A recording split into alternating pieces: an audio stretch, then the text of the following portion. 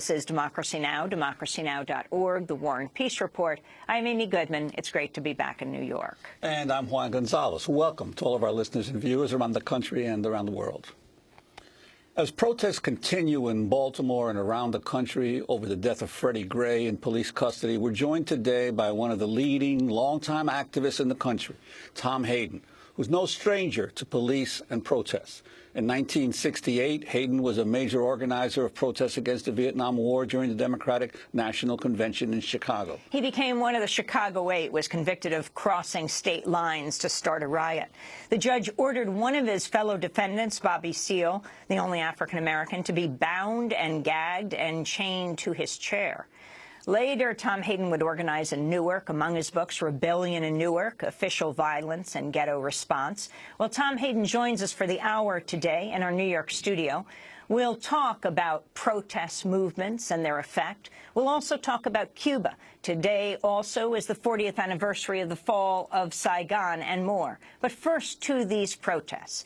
Protests around the country around the death of Freddie Gray. And Juan, you were in Baltimore at a labor conference, but it certainly passed through the halls of your assembly. Yeah, and it was a big topic of discussion among labor leaders who had come from around the country, and especially from Baltimore itself. Everyone was talking about the curfew and the police presence, and of course critical of the mayor of Baltimore for some of her remarks, calling some of the protesters thugs, and it showed a class division that exists in Baltimore between the elite leadership there, even African-American leaders, and the masses of people who are sick and tired of the divide and the not only economic divide in Baltimore, but also of the continued police repression of the black community. And as the officials advise people to wait, to remain calm, they're saying tomorrow, interestingly, May Day, that information will be coming out,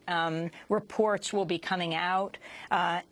A report was, quote, leaked to the Washington Post of the prisoner who was picked up in the police van about 5 minutes at the end of Freddie Gray's journey in that van after he was arrested. And according to this leaked report, the prisoner said that Freddie Gray was thrashing about, maybe trying to injure himself. Now, again, he couldn't see him. There was a partition in the van. And the family and the lawyer saying, are they saying that Freddie Gray actually fractured his own spine? And how would that explain also his crushed voice box, his crushed larynx? Well, I mean, clearly, those who have seen video of him being taken into the van wonder what kind of ability he had to do anything, because he was clearly limp when he was brought into the van. But the other aspect... They've also pointed out he wasn't seat-belted in the van, yes. So he was just, yes, definitely. But also, his body was those of us who are familiar about. with police reports know that when you're having a police investigator supposedly transcribing the testimony of someone else, there's all kinds of room for manipulation of what's actually been said. And it is amazing that so much time has passed and we still don't know, really have any official report on what happened to Freddie Gray and why he was injured to begin with. So I think the length of time it's taken to have any kind of official report has also added to the frustrations in the community. Although the number of investigations, you've got the police investigation, you've got the Department of Justice investigating, and it also just leads to the whole issue of when there is an incident with police where someone is injured, why doesn't it immediately go to an outside body, an outside investigator, to look at what's going on inside? Right now, we're waiting for the police report on themselves. Right. And, of course, those reports are filled out immediately. So that they are reports. It's just that they're not being released to the public. And certainly when the public has such intense interest, it behooves the authorities to get that information out as quickly as possible. Well, we're joined right now by Tom Hayden, one of the leading activists in this country for decades. Also happens to be a former California state state senator. He was one of the founders of Students for a Democratic Society. Tom, as you look at what's happening in Baltimore, and, you know, I just flew in from The Hague last night as protesters are marching down 7th Avenue. More than 100 of them have been arrested just here in New York. You and Juan were in a conversation about your book at Barnes & Noble in Union Square, and there were hundreds of people outside protesting the death of Freddie Gray, but overall police action. You know police action. Go back to Chicago. Well, I'm sick of what I've seen. It goes back so far, and there is a racial divide in terms of the filters through which we see things. There's no question about that. Whites and blacks see things differently. But there's at least a third or more whites who understand, including myself, the black perspective on this. And certainly and for instance, the protests have been multiracial all over the sure. country, including Baltimore. Sure. I was going to say the thing that stands out here, my reaction that stands out is there's a subtext. Nobody will say lynching, but when you have a black man whose neck has been broken, they speak of the larynx or the upper neck, but he had his neck broken, and it's so outrageous and disturbing that people don't understand that that's what they're talking about when a police spokesman asserts on national television that Freddie Gray choked himself to death, lynched himself, did it to himself, according to somebody who didn't see it in the next cell over in this wagon. Or refer to the protesters as a lynch mob. That was in the attorney for the Fraternal Order of Police. And I was in Newark as a community organizer in 1967, and this can go back to the 40s or the 20s. But in 1967, it was alleged that there was a sniper. They never found the sniper. 26 people died. 2 were white, firefighter, I think due to ricochet and friendly fire. But it was alleged, Time magazine ran huge photos of black hands on a gun, but no gun was found, no sniper was found. And I had the task of interviewing people who were the victims' families and reconstructing what happened for the New York Review of Books and Random House. And it was, this guy was shot in the back while running from police. This one was shot while drinking a beer on his porch. This woman happened to be shot in a window, and on and on and on. And what happened is the grand jury was convened to bring me in to tell them who really was to blame. They were blaming the eyewitnesses and not the police. No good will come of this because we've seen this is the missing gap. This is the gap in the 60s. Many social achievements, cultural achievements, environmental achievements, but no change in inner-city poverty levels, little change, if any, in policing. This whole neoliberal policy, which is what they call it abroad, of divesting from the inner city to reinvest in Mexico or Central America and replace the jobs in the inner city that used to be working-class industrial jobs with service jobs or no jobs at all, and then mass incarceration. Doesn't that explain the remaining battle ahead? And we need all hands on deck to confront this issue because I'm not sure the political will is there.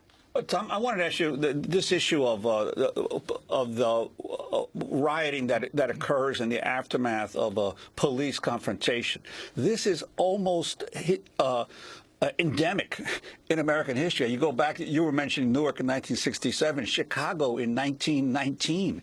The major race riot in Chicago that occurred in 1919 was touched off when a young black youth was swimming in an all-black section along Lake Michigan, and he happened to move over into the white section. He was attacked and drowned. The police come, and instead of arresting his killers, they end up arresting some of the African Americans who were demanding that the white killers be arrested. That touches off a riot.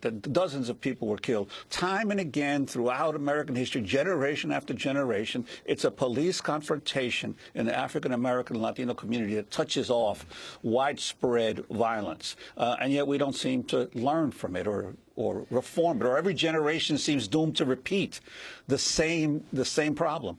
It makes you worry if you're in the business of trying to evaluate the facts of the matter, because people don't see it factually.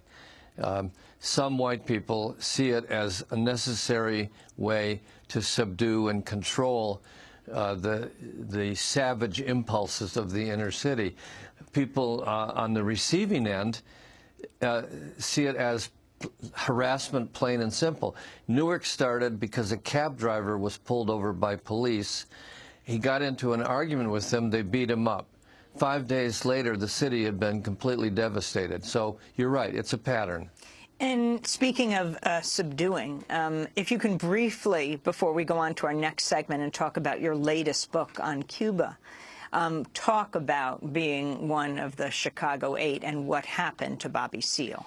Explain, especially to young people who weren't even born then, why you were charged and convicted of conspiracy to riot. Although it was eventually overturned, right? Yes. There was a law passed in the wake of some of these events that made it possible to prosecute for crossing state lines on a mission to commit a felony. And therefore 8 of us were indicted in Chicago for having crossed state lines to conspire, which doesn't require any tangible evidence, to riot, whatever that means, against the... And the 8 included you, Abby Hoffman, Dave Dellinger. The late departed, and Bobby Seale. So we were charged with conspiracy to riot, and a commission later found that it was actually a police riot. The facts came later.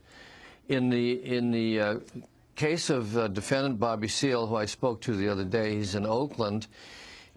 Explain who he was. He was the chairman. He's the chairman of the Black Panther Party at the time, and he was already on in jail for conspiracy to murder.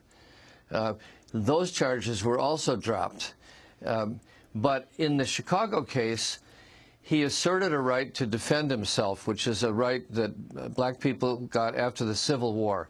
And so when his name was mentioned, he would stand and say, "I wish to call a witness," and the judge thought his standing was not only an insult to order, but a threat to order. When he would talk from a yellow pad, that was a threat. So the judge just one fine day said, "Deal with that man," and they took him out, and the next minute he's back in, chained and gagged to a chair.